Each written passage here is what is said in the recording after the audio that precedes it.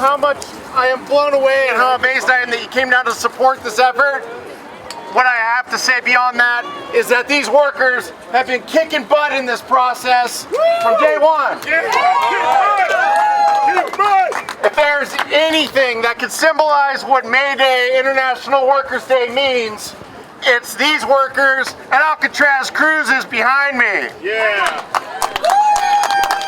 This company has spared no effort to try to stop this campaign, this ultimately successful campaign. They hired an anti-union propaganda firm to come and move onto the base here full-time for weeks. 2 people full-time to try to convince these workers that the last thing in the world they needed was a voice at the table. That didn't work. They voted overwhelmingly, much over 80%, to support the union effort, an effort that they spawned and they generated and they came to us. So, hooray to the Alcatraz workers for that. So one of the things that happens commonly in the first campaign is a stalling tactic, is for the company to try to delay and stall and have their attorneys charged by the comma, and ultimately what happens is they think people are going to lose hope. They think people are going to get despair, lose interest, and lose their enthusiasm. And that's not what we've seen here. The very day after our first negotiation session, one day after our first negotiation session, this company terminated one of our negotiators. Terminated a negotiator the day after our first session. Nothing in writing, no specifics, even upon demand. What was he fired for? Nothing. Radio silence, nothing in writing. Not one thing. Well, if that didn't dishearten these people, and it didn't dampen their enthusiasm, and it didn't, if none of that could have an effect on the willpower and the oomph that these people are bringing to the table, then certainly the delays that they're throwing out before us aren't going to either. Last thing I'll say here before I hand this off is that we're coming up on the busy season, and busy season in San Francisco is the tourist season, of course. The last thing we want is to see disruptions to the tourism industry in San Francisco. We would hate to see everything blow up right when we're supposed to be recovering from a pandemic. So it really surprises us that the company decided to go from April 3rd, the date of our last negotiation, to May 27th. That's their idea of good faith bargaining. That's what we've been dealing with. So we really hope that we can get a little more water under our keel for good faith effort here, because May 27th is coming upon us not very fast, but right after that, the busy tourist season is right on us pretty fast. So from there, I would like to turn this over to Brian Dobrik, one of the captains at Alcatraz Cruises, and one of the leading reasons we're here today. Thank you, Brian. Hey folks, thanks for coming out. Really appreciate your support. We appreciate the support of all the ILWI and all the unions here. Everybody's supporting us, and for so long. It's been going on. We've been trying to get this contract happening. It's been dragging out, and we're frustrated about it. It's a tactic, I guess, but we're holding strong. All our employees are still really in support of this. And I'm a captain here at Alcatraz, and I'd like to be part of this union. I want to be represented. The company calls us managers, but unfortunately we don't have any managerial power, so we like to be in this union. We want to be represented, and we want to make it happen. Next, I'd like to introduce you to our Alcatraz worker, Jack. I'm going to turn it up, but this one's all the way.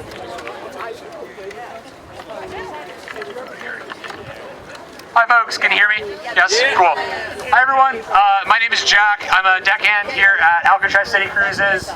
Tomorrow is my 1-year anniversary of working at the company. How quickly that goes by.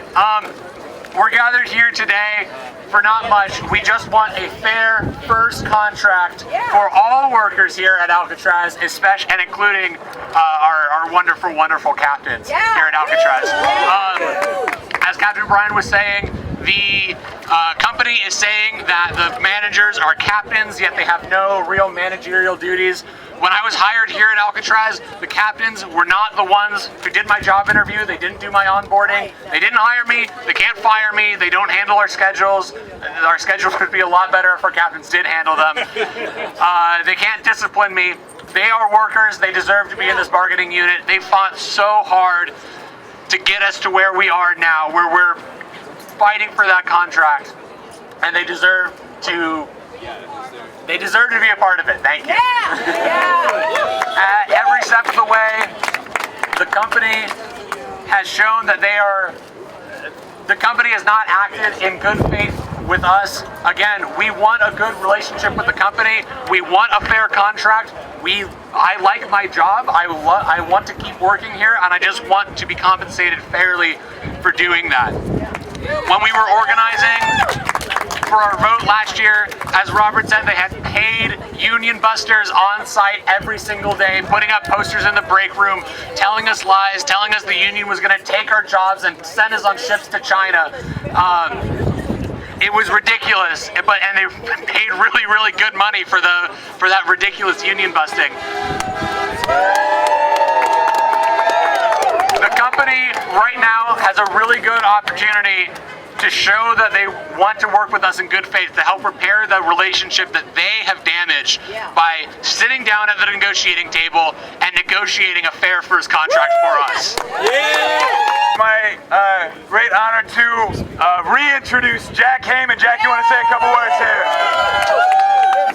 I used to be a member of the Inland Boatmen's Union. That was a few years ago.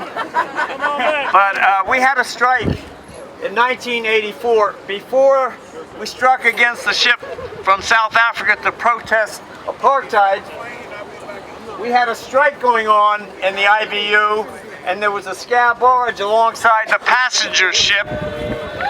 We notified Local 10 that we're setting up a picket line, and the business agent came down, and this is a very difficult kind of situation because the ILWU in general says we work military ships and passenger ships.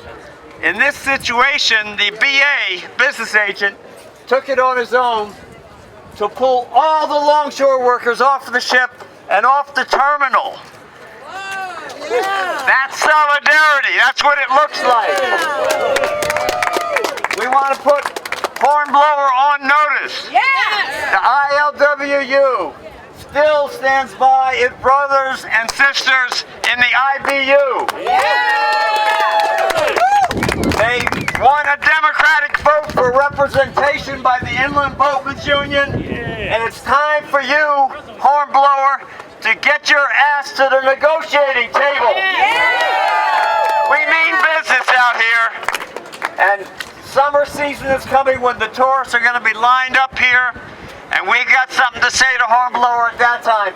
If you think this is a large crowd, wait till the summertime, Mr. Hornblower. We're here. An injury to one is an injury to all.